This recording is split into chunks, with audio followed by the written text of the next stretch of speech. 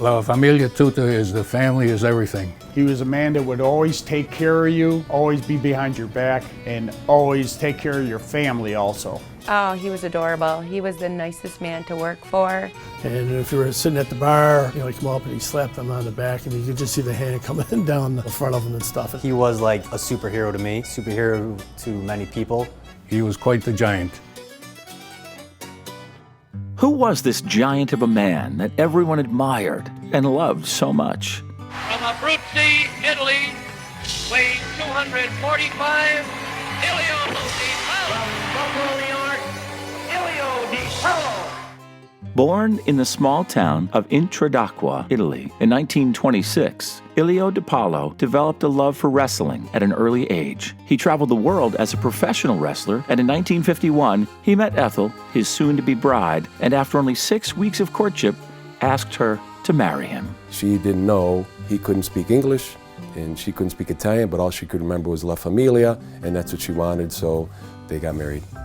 In 1965, and 4 children later, Ilio retired from wrestling in order to spend more time with his devoted family. He also wanted to pursue a lifelong dream of opening a small restaurant. There was more than one reason why this dream was important. He never wanted to go hungry. He never wanted to fall asleep hungry or have his family be hungry because he grew up when he was like that over in Italy during the hard times. So by going and being 6'3", 285 pounds, and 255 when he was wrestling, he was always hungry. And America was a land of opportunity. The streets were lined in gold, and to him, that was food. Throughout his career, Ilio lived by simple principles that he instilled in his children, grandchildren, and those that worked at the restaurant. Well, the first thing my father always believed in was to treat those the way you like to be treated yourself. Ilio and Mrs. DiPaolo, they set the tone. This is the way they want their place run. This is the way people feel when they come in here. They want to feel like they're comfortable, they're at home. And that's, Dennis has carried that on too, and so has Ilio. When people come in here, we treat this like it's our home. Our family's name's on the building, and when they come in here, we just want them to wind down, relax, and just enjoy their time.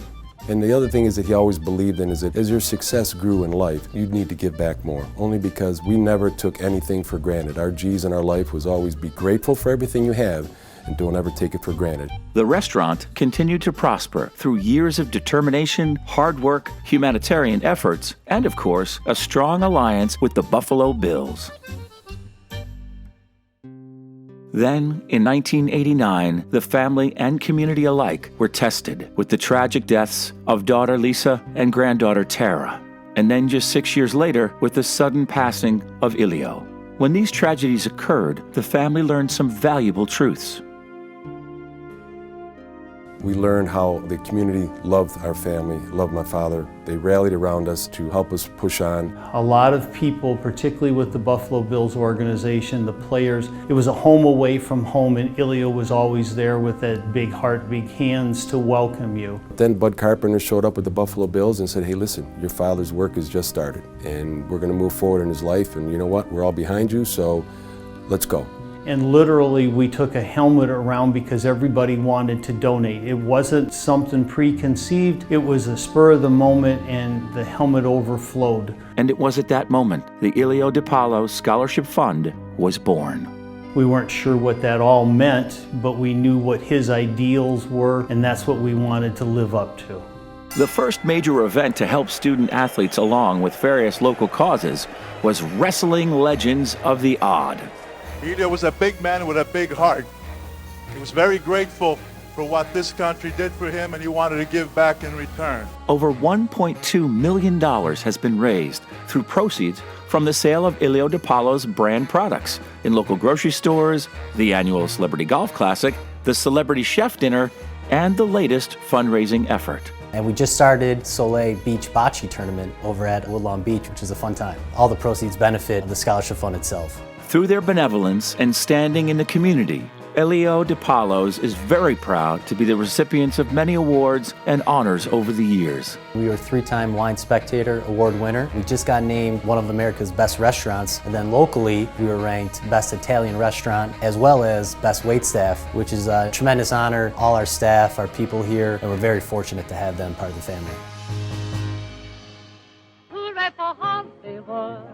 We've had a couple movies filmed here. Actually, Dad had a couple clips too, so look at them on the big screen.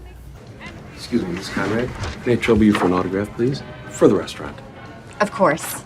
All right, I've only been in 6 movies, but it is funny. But yeah, we've been blessed. It's a pretty interesting and neat thing and to be involved in Western New York here. And right now, we're right at the cusp of the beginning of the Hollywood of the East is Buffalo, New York. Who would have thought, right? Dane Forrester here, Action News at VA 33. Not sure what's going on here right now, but as you can see, we've had gunfire, we've had explosions.